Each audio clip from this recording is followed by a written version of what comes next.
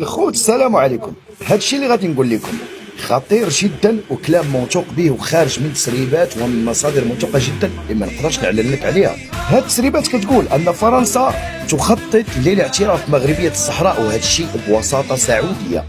بعد ما الملك عاود ماكرون في تربيه هاد الاخير رجع وركع وبدا كيطلب لارجاع العلاقات مع المملكه المغربيه، وهذا الشيء بوساطه سعوديه. ايوا ديك الفرنسي راه حنا ذبحناه وكتفناه وحطيناه فوق الرفيسه ديك القصريه. ايوا مرحبا بكم يا المغاربه. كل المخططات والمناورات اللي كيديروها الكابرانات ضد المملكه المغربيه كتقلب وكترجع كلها لصالح المغرب، وهذا الشيء كله غير بالنيه.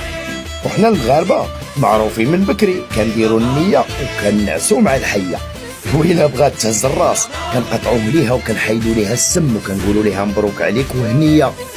والسم ديالك ها هو بين يديا اللي هو ركوع فرنسا امام المملكه العلويه المغربيه، واللي غادي يكون بتنازلات فرنسيه، وهو الاعتراف بالصحراء المغربيه. بز منك ولا لا يطريه ليك.